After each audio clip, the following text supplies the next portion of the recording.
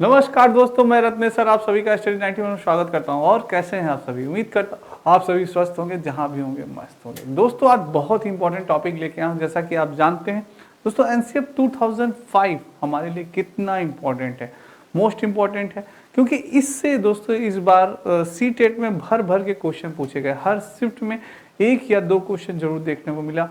अगर आपको विश्वास नहीं तो अपने दोस्तों से पूछ लीजिए, आप प्रीवियस ईयर क्वेश्चन देख लीजिए, ये दोस्तों एकदम सच है। तो आज दोस्तों एनसीएफ 2005 से किस प्रकार से क्वेश्चन पूछे गए उसके बारे में चर्चा होगी। मैंने आपको एनसीएफ 2005 पढ़ाया था, तो अब उसके क्वेश्चन कैसे बनते हैं उस पर थोड़ा सा डिस्कस होगा। बहुत इंपॉर्टेंट सेशन है, एक बार शेयर और लाइक जरूर कर दीजिएगा। आइए स्टार्ट करते हैं दोस्तों। ये आपके स्टडी 91 में कुछ इन्फॉर्मेशन दी गई है, आप सभी देख सकते हैं दोस्तों। चलिए देख लीजिए दोस्तों। चलिए स्टार्ट करते हैं दोस्तों आज का सेशन। सबसे पहला दोस्तों हमारा क्वेश्चन है, राष्ट्रीय पाठचर्या की रूपरेखा एनसीईआरटी द्वारा कब प्रस्तुत की गई? राष्ट्रीय पाठचर्या एनसीईआरटी द्वारा कब प्रस्तुत की? 2004 में, 2005, 2006, 2007।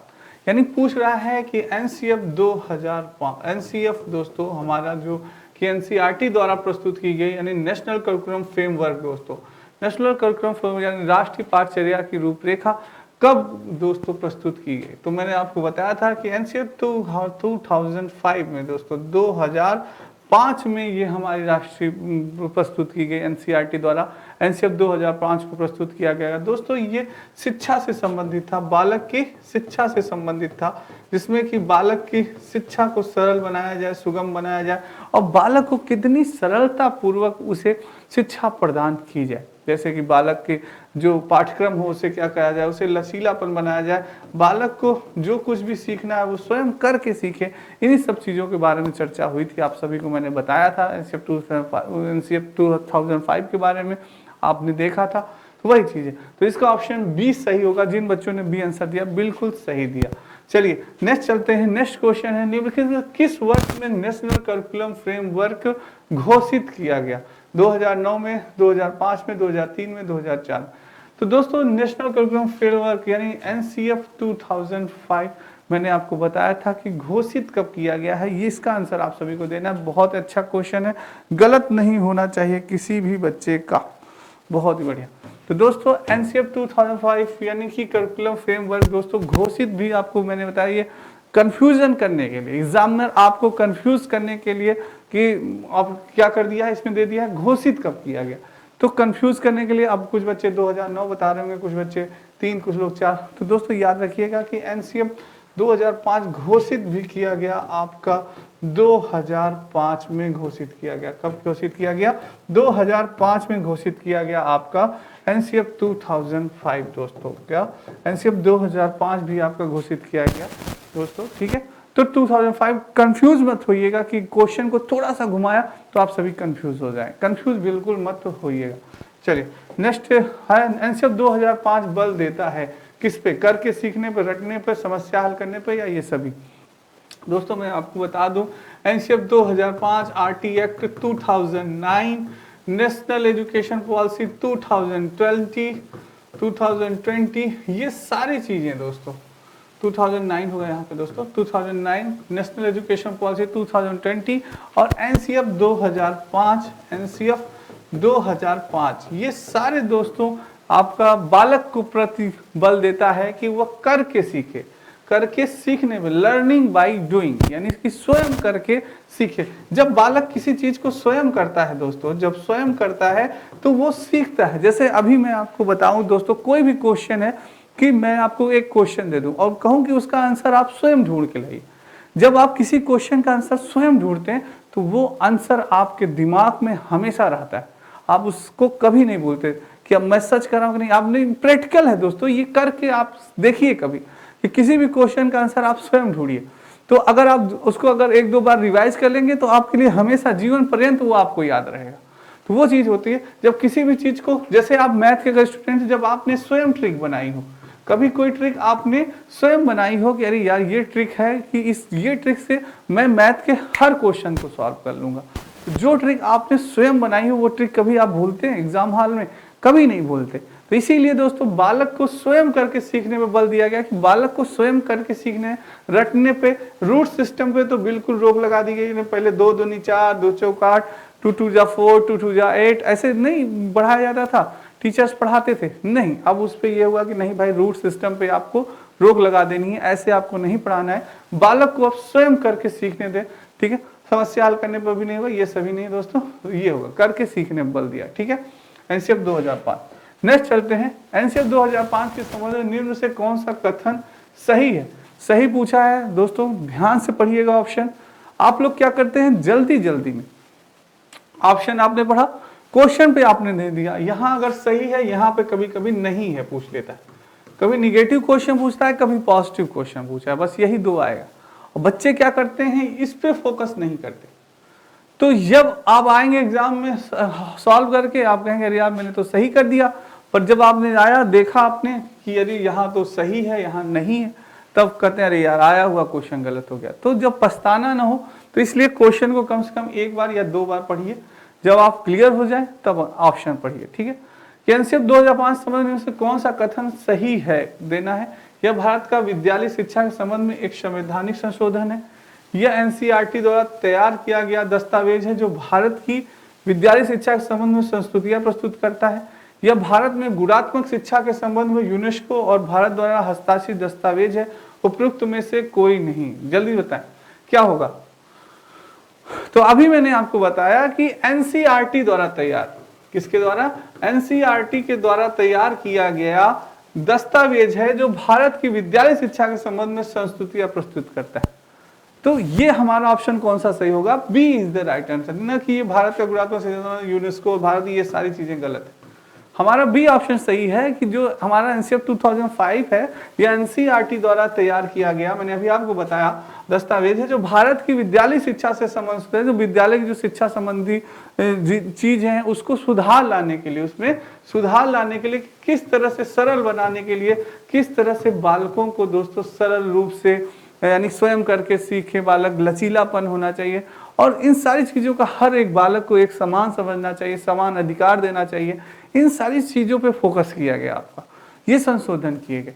तो इसलिए ये चीज आपका बिल्कुल सही है। बी इज द, जिन बच्चों ने बी आंसर दिया है बिल्कुल सही आंसर दिया है, गलत नहीं होना चाहिए। चलिए दोस्तों नेक्स्ट चलते हैं। राष्ट्रीय पाठचर्या की रूपरेखा एनसीएफ 2005 के अनुसार शिक्षक की भूमिका कैसी होनी चाहिए? सत्तावादी होनी चाहिए, अधिनियमित होनी चाहिए, अनुमति परक होनी चाहिए या सुविधादायक? शिक्षक दोस्तों, अगर बात हो रही है यहाँ पे शिक्षक की, उम्मीद करता हूं आप सभी भी कल एक शिक्षक बने, आप सभी भी कल एक शिक्षक बनेंगे।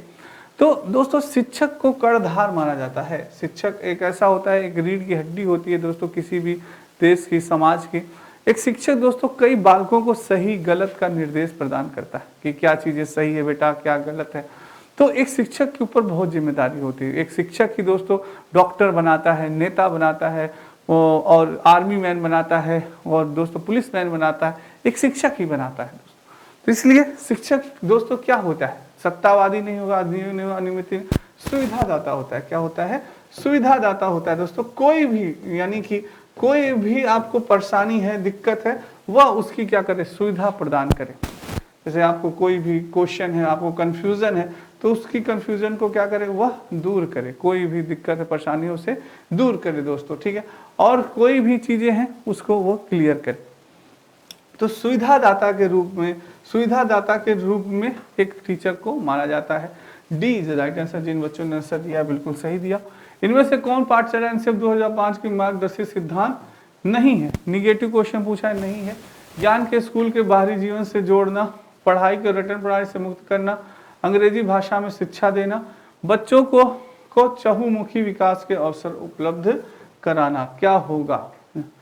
कौन सी पाठचर्या एनसीएफ 2005 का मार्गदर्शी सिद्धांत नहीं है? ज्ञान को स्कूल को बाहरी जीवन से जोड़ना, पढ़ाई को रटन प्रणाली से मुक्त कराना, अंग्रेजी भाषा में शिक्षा देना, बच्चों को चहुमुखी अवसर उपलब्ध कराना। बहुत अच्छा क्वेश्चन है, स्क्रीनशॉट सभी लोग ले लेंगे, गलत नहीं होना चाहिए।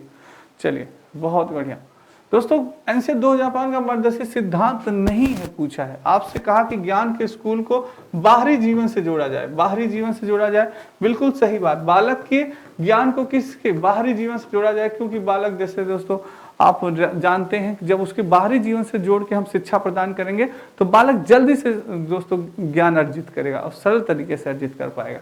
और पढ़ाई को रटन प्रणाली से क्या किया जाए, रूट सिस्टम से मुक्त किया जाए। रूट सिस्टम यानी रटन प्रणाली से क्या किया जाए, मुक्त किया जाए। रूट सिस्टम से मुक्त किया, भाई रटन प्रणाली अब छोड़िए, बालक स्वयं करके सीखे। लर्निंग बाय डूइंग, स्वयं करके सीखे। अब बालक एनसीईआरटी 2005 कहता है कि जो बालक को सीखना है वह स्वयं करके सीखे दोस्तों, ठीक है। तो ये चीज है। और तो इसमें क्या होगा, बच्चों को चहुमुखी विकास के अवसर उपलब्ध कराना। बच्चों को चहुमुखी विकास के अवसर भी उपलब्ध कराने चाहिए, ये भी बात बिल्कुल सही है। बस अंग्रेजी भाषा में शिक्षा देना ये गलत है दोस्तों। सी इज द रॉन्ग, कि बच्चों को अंग्रेजी भाषा में शिक्षा प्रदान की जाए, ये गलत है, सी रॉन्ग है दोस्तों। बाकी चीजें सही है आपकी। नेक्स्ट चलते हैं। राष्ट्रीय पाठ्यचर्या की रूपरेखा 2005 दस्तावेज में भाषा के लिए निहित है। एक भाषा, द्विभाषा, तीन भाषा या बहुभाषा।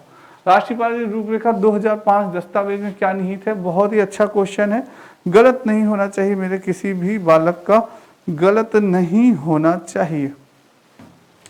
बिल्कुल बहुत सही आंसर आ रहा है दोस्तों, बहुत ही अच्छा आंसर आ रहा है कि राष्ट्रीय पाठ्यचर्या 2005 में भाषा के लिए निहित है दोस्तों। पहली तो जो बालक की भाषा होनी चाहिए वो कैसी होनी चाहिए, मातृभाषा होनी चाहिए। क्या होना चाहिए? मातृभाषा होनी चाहिए। बालक को शिक्षा प्रदान करें जो टीचर, उनकी मातृभाषा के रूप में शिक्षा प्रदान करें, जिससे कि बालक को शिक्षा प्रदान करने में क्या हो, सरलता, क्या हो, सरलता। जब हम बालक की भाषा मातृभाषा में देंगे तो बालक को दोस्तों आसानी से चीजें समझ में आएंगी। तो इसलिए मातृभाषा पे, उसकी मदर लैंग्वेज पे ज्यादा फोकस किया गया। और यहाँ बात हो रही है कि भाषा के लिए निहित क्या किया गया, एक भाषा ने, द्विभाषा ने, बहुभाषित दोस्तों किया गया। D is the right answer, ठीक है, डी होगा। बहुभाषा की बात की गई कि सभी भाषाओं में ज्ञान वो हो। चलिए नेक्स्ट चलते हैं। राष्ट्रीय पाठ्यचर्या फ्रेमवर्क 2005 के अपनी समझ से प्राप्त की है। 2005 अपनी समझ से प्राप्त की है क्या? व्यवहारवाद, रचनावाद, संज्ञानात्मक सिद्धांत या मानवतावाद। वेरी इंपॉर्टेंट है दोस्तों, याद रखिएगा। सीटेट में आपके आया हुआ क्वेश्चन है, किसी भी बच्चे का ये क्वेश्चन गलत नहीं होना चाहिए। क्या होगा दोस्तों, जल्दी से बताएं। 2005 अपनी समझ से प्राप्त की है दोस्तों। एनसीईआरटी 2005 ने अपनी समझ से जो प्राप्त की है वो क्या है आपका दोस्तों, जल्दी से बताएं। वो रचनावाद है। क्या है वो? रचनावाद है। क्या है? रचनावाद। बहुत ही सही आंसर दिया सभी ने, रचनावाद दोस्तों उन्होंने किया है। V is the right answer. न कि व्यवहारवाद होगा, न संज्ञानात्मक, न मानवतावाद। चलिए नेक्स्ट चलते हैं दोस्तों। बालकों को निःशुल्क एवं अनिवार्य शिक्षा का अधिकार अधिनियम आरटी एक्ट कब संसद द्वारा पारित किया गया? 2007, 2008, 2009, 2010। बहुत इंपॉर्टेंट क्वेश्चन है, स्क्रीनशॉट सभी बच्चे ले लेंगे। गलत नहीं होना चाहिए मेरे किसी भी बच्चे को, गलत नहीं होना चाहिए दोस्तों। बहुत ही अच्छा दोस्तों, यानी कि आरटी एक्ट दोस्तों, right to education, right to education दोस्तों, राइट टू एजुकेशन जो है हमारा आरटी एक्ट, बालकों निःशुल्क एवं अनिवार्य शिक्षा। दोस्तों जो बालक हैं 6 से 14 वर्ष, 6 से 14 वर्ष के सभी बालकों को निःशुल्क शिक्षा प्रदान की जाए। कैसी? निःशुल्क शिक्षा प्रदान की जाए आपके आरटी एक्ट 2009 के अनुसार। तो ये दोस्तों पारित किया गया संसद में कब? 2009 में। सी इज द राइट आंसर, ठीक है, संसद द्वारा पारित किया गया 2009 में। चलिए नेक्स्ट चलते हैं। आरटी एक्ट 2009 के अनुसार शिक्षक हेतु प्राप्त प्रति सप्ताह कार्य घंटे हैं। प्रति सप्ताह कितना है? 40 है, 42 है, 45 है, 48 कि प्रति सप्ताह दोस्तों एक अध्यापक को, प्रति सप्ताह एक अध्यापक को कितना कार्य करना चाहिए? 42 घंटे है कि 40 घंटे है कि 45 घंटे? बहुत अच्छा क्वेश्चन है, कई बार कंफ्यूजन करने के लिए आपसे पूछता है दोस्तों, जल्दी से बताएं। प्रति सप्ताह यानी कि एक हफ्ते में कम से कम दोस्तों 45 आवर्स, कितना? 45 आवर्स एक शिक्षक को क्या करना चाहिए? कार्य करना चाहिए। एक शिक्षक को 45 आवर्स दोस्तों क्या करना चाहिए? कार्य करना चाहिए। बहुत इंपॉर्टेंट है, सी इज द राइट आंसर, ठीक है, स्क्रीनशॉट ले लीजिएगा आप सभी। चलिए नेक्स्ट चलते हैं दोस्तों। नेक्स्ट क्वेश्चन बहुत ही इंपॉर्टेंट है दोस्तों। चलिए ये है आपका स्क्रीनशॉट पे दोस्तों, कुछ आपका दिया गया है महत्वपूर्ण जानकारी, आप सभी देख सकते हैं दोस्तों। चलिए दोस्तों नेक्स्ट क्वेश्चन पे चलते हैं। आपने राष्ट्रीय बाल श्रम उन्मूलन प्राधिकरण की स्थापना कब की गई थी? राष्ट्रीय बाल श्रम उन्मूलन प्राधिकरण दोस्तों, यानी कि बाल श्रम पे क्या किया गया, बाल श्रम पे रोक लगाई गई कि जो बालक हैं, जो छोटे बालक हैं, जिसकी उम्र कम है, उन सभी बालक से हम कोई भी ऐसा कार्य न करवाएं जो कि दोस्तों श्रमिक कार्य ऐसा न करवाएं, या ऐसे कार्य जो कि दोस्तों उनके जीवन से संबंधित हो, खतरनाक हो, ऐसा कोई। तो बाल श्रमिक उन्मूलन प्राधिकरण की इसी स्थापना की गई। तो क्या होगा, 16 अगस्त 1996, 5 जून 1990, 22 जुलाई 2002 या 26 सितंबर 1994? तो बिल्कुल सही आंसर आ रहा है जिन बच्चों ने दिया डी, 26 सितंबर 1994। मेरे साथ आप सभी भी लिखिए, बाल श्रम 26 सितंबर 1994, 26 सितंबर 1994 में दोस्तों, 1994 में आपका बाल श्रम प्राधिकरण की क्या की गई, स्थापना की गई, बच्चों का दोस्तों शोषण जो हो रहा था उसको रोकने के लिए। ठीक है, तो ये D is the right answer. Next चलते हैं, भारत में बाल विवाह निषेध अधिनियम किस वर्ष पारित किया गया था? भारत में बाल विवाह अधिनियम कब, किस वर्ष पारित किया गया था दोस्तों? 2006 में, 2007 में, 2001 में, 1997? बहुत ही अच्छा क्वेश्चन है, इंपॉर्टेंट क्वेश्चन, वेरी इंपॉर्टेंट कर लीजिएगा। सी-टेट में आपके पूछा गया दोस्तों, सारे क्वेश्चन किसी न किसी एग्जाम में पूछे गए हैं, बहुत ही इंपॉर्टेंट है। और आप जानते हैं कि एग्जाम में हमेशा क्वेश्चन रिपीटेड होते हैं, तो हो सकता है ये भी क्वेश्चन आपके रिपीट हो जाए। दोस्तों आप सभी जानते हैं शारदा एक्ट दोस्तों, पहले इसका क्या नाम था, शारदा एक्ट नाम था दोस्तों। फिर दोस्तों आपका 2006 में, कब, 2006 में दोस्तों इसे शारदा एक्ट को वो करके बाल विवाह निषेध अधिनियम रख दिया गया। क्या रख दिया गया नाम, बाल विवाह निषेध अधिनियम रख दिया गया दोस्तों। छोटे यानी कि छोटी, बहुत ही कम उम्र में बच्चों का क्या क्या कर दिया जाता था, विवाह कर दिया जाता था, बहुत ही कम उम्र में बालकों की और लड़कियों का क्या विवाह कर दिया जाता। तो उसको रोकने के लिए शारदा जी ने दोस्तों वो किया, प्रयास किया, उसी के लिए उनके भी नाम पे इसका नाम पड़ गया शारदा एक्ट। फिर दोस्तों कुछ हुआ 2006 में, इसमें संशोधन हुआ, कई चीज़ें इसमें नियम बदले और संशोधन किया गया, तो इसको 2006 में बाल विवाह निषेध अधिनियम पारित किया गया। आपका 2006 इज द राइट आंसर।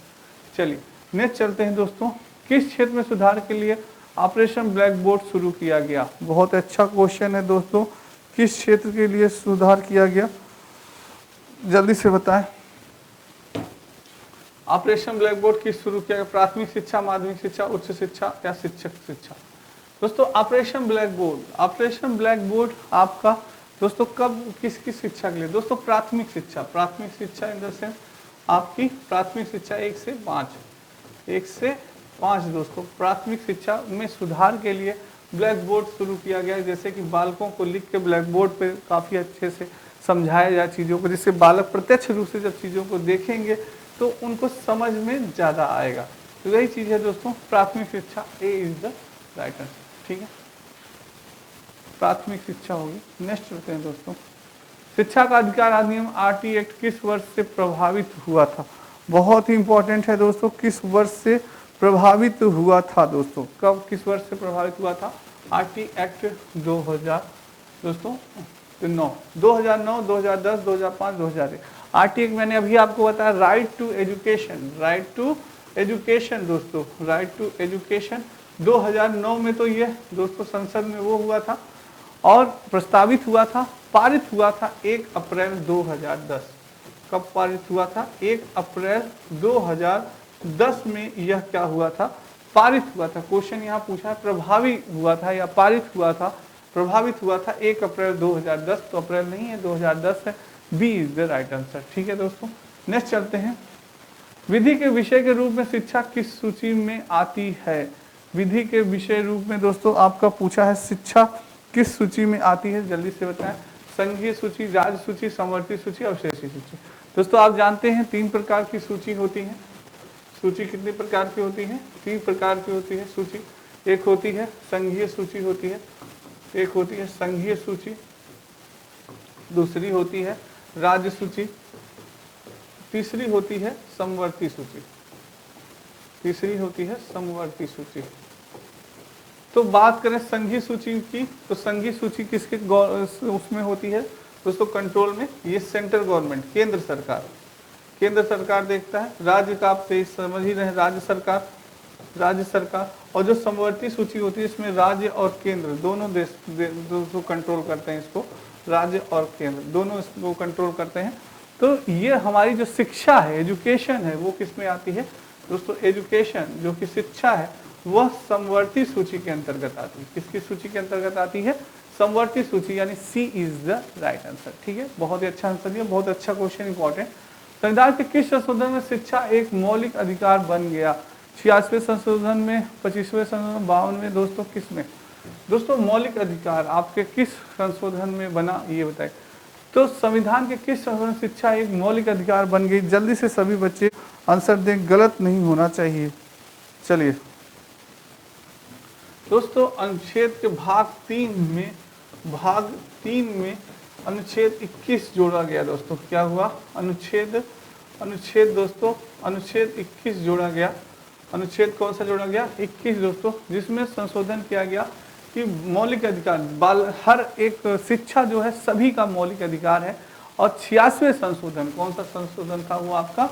86वां संशोधन था दोस्तों, जिसके अंतर्गत भाग 3 में अनुच्छेद 21 में दोस्तों इस यानी शिक्षा को जोड़ा गया कि शिक्षा सभी का मौलिक अधिकार है, सभी बालक शिक्षित हो, हर एक व्यक्ति शिक्षित हो, कोई भी बिना शिक्षा के न रह जाए। तो ये चीज थी, B is the right answer दोस्तों। ठीक है, चलिए नेक्स्ट चलते हैं, जोड़ा गया।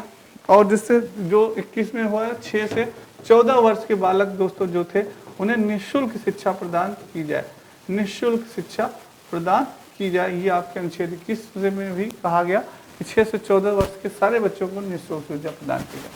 भारत सरकार के किस अनुच्छेद में 6 से 14 आयु वर्ग के बच्चों के लिए निःशुल्क एवं अनिवार्य शिक्षा का अधिकार शामिल किया गया? अभी मैंने आपको बताया कि 86वें संशोधन में दोस्तों, और कौन से अनुच्छेद 26 नहीं 15 14 पता क्या? अनुच्छेद 21A के अंतर्गत। किसके अंतर्गत? अनुच्छेद 21A के अंतर्गत कहा गया कि 6 से 14 वर्ष के सभी बालकों को निःशुल्क शिक्षा प्रदान करनी चाहिए। एनसीएफ 2005 भारतीय संविधान के अनुच्छेद 6 में कहा गया कि सभी बच्चों को 6 से 14 वर्ष के बालक को क्या करें? शिक्षा निःशुल्क प्रदान की जाए, कोई भी फीस न ली जाए, सारी चीजें। तो D is the right answer दोस्तों। चलिए नेक्स्ट, बहुत इंपॉर्टेंट क्वेश्चन है ये सारे दोस्तों, आपके एग्जाम में आ सकते हैं, स्क्रीनशॉट लेते चलिएगा, गलत नहीं होना चाहिए। नेक्स्ट है, भारतीय संविधान में शिक्षा के अधिकार को मूल अधिकार रूप में जोड़ा गया। बहुत ही इंपॉर्टेंट क्वेश्चन है, मूल अधिकार में कब जोड़ा गया दोस्तों? मूल अधिकार में कब जोड़ा गया, जल्दी से बताएं। शिक्षा के अधिकार को मूल अधिकार के रूप में जोड़ा गया धारा 45 में, धारा 21A में, धारा 45A में या धारा 22 में। तो अभी मैंने आपको बताया कि धारा 21A में दोस्तों, किसमें? धारा 21A में दोस्तों आपके शिक्षा के अधिकार को मूल अधिकार में जोड़ा गया। शिक्षा के अधिकार को क्या कहा गया?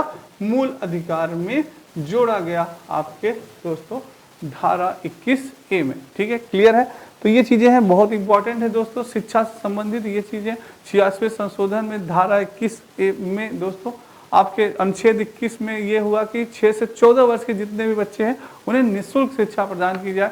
और दोस्तों शिक्षा का अधिकार वो धारा 21A में कि सभी बालक का यह अधिकार है कि कोई भी बालक बिना शिक्षा के न रह जाए दोस्तों। ठीक है, तो ये चीज है, B is the right answer. जिन बच्चों ने बी दिया बिल्कुल सही आंसर दिया।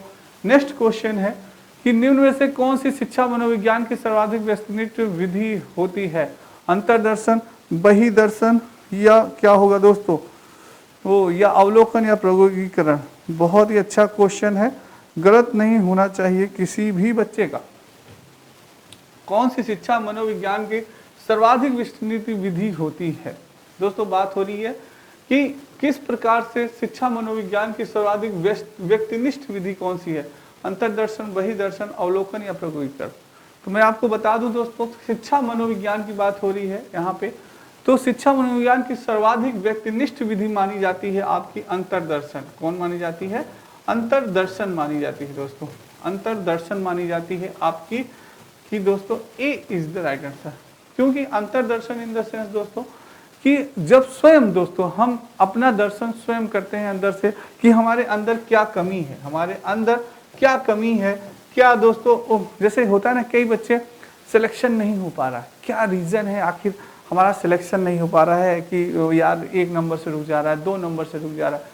तो दोस्तों हम अपनी असफलता से ही सीखते हैं। किससे सीखते हैं? असफलता से ही सीखते हैं दोस्तों। हमें अपनी असफलता पे फोकस देना होगा, कहाँ कमी रह जा रही है, स्वयं अपने अंदर दोस्तों दर्शन करना पड़ेगा। हमें अपने आप को जानना पड़ेगा और अपने आप से ज़्यादा मूल्यांकन कोई नहीं कर पाता दोस्तों। आपसे ज़्यादा कोई नहीं जान पाता कि आपके अंदर क्या कमी है। कोई बता सकता है क्या कमी? मैथ कमज़ोर है, हिस्ट्री कमज़ोर है, रीजनिंग कमज़ोर है। वो आप अच्छी भांति जानते हैं, भली बात ही जानते हैं कि यार मेरा क्या कमज़ोर है, मेरी मैथ कमज़ोर है, मेरी इंग्लिश कमज़ोर है। तो हम भली भांति ये चीज़ें जानते हैं। तो हर एक बालक, हर एक बच्चा यह जानता है कि उसके अंदर क्या कमी है, उसको अपने अंदर की सारी बातें पता है। तो वही स्वयं अंतर्दर्शन जो होता है, शिक्षा में सर्वाधिक व्यक्तिनिष्ठ पूछा विधि मानी जाती है कि सारी चीज़ें उससे पता होती है। तो ये चीज़ है अंतर्दर्शन दोस्तों। नेक्स्ट है, एक शिक्षक को अपने विद्यार्थी की क्षमताओं को समझने का प्रयास करना चाहिए। निम्न में कौन सा क्षेत्र इस उद्देश्य के साथ संबंध है? शिक्षा, समाजशास्त्र, सामाजिक दर्शन, मीडिया मनोविज्ञान, शिक्षा मनोविज्ञान। बहुत अच्छा क्वेश्चन है, वेरी इंपॉर्टेंट कर लीजिएगा। जल्दी से आंसर बताएं सारे बच्चे, गलत नहीं होना चाहिए दोस्तों। एक शिक्षक है दोस्तों, अपने विद्यार्थी की क्षमताओं को समझने का उसे प्रयास करना है। तो वो क्या करेगा? निम्नलिखित कौन सा क्षेत्र इस उद्देश्य के साथ संबंधित है? तो शिक्षा समाजशास्त्र नहीं है, सामाजिक दर्शन नहीं, मीडिया मनोविज्ञान है, शिक्षा मनोविज्ञान। शिक्षा मनोविज्ञान के अंतर्गत जो होता है, एक शिक्षक होता है वो अपनी विद्यार्थियों की क्षमताओं को समझता है कि मेरे विद्यार्थी के अंदर, मेरे स्टूडेंट के अंदर क्या क्षमता है। वो खेल में निपुण है, कि वह शिक्षा में निपुण है, कि वह पेंटिंग में निपुण है, कला में निपुण है। तो उसकी सारी प्रतिभाओं के बारे में एक शिक्षक को मालूम होता है, किस प्रकार से यह सीखेगा। तो वो क्या होता है? शिक्षा मनोविज्ञान से ही वह जान सकता है। तो ये चीज़ है दोस्तों, बहुत इंपॉर्टेंट है। तो आज की उम्मीद करते हैं ये स्टडी 91 में आपको कुछ इन्फॉर्मेशन दी गई है, आप सभी देख सकते हैं, स्क्रीनशॉट ले सकते हैं। तो दोस्तों उम्मीद करते हैं आज की क्लास आपको बहुत अच्छी लगी होगी। बहुत दिक्कत परेशानी तो कमेंट करिएगा, और दोस्तों अच्छी लगी तो लाइक और शेयर जरूर करिएगा। कल फिर मिलेंगे बहुत इंपॉर्टेंट टॉपिक के साथ। तब तक राधे राधे, जय श्री कृष्ण और जय हिंद दोस्तों।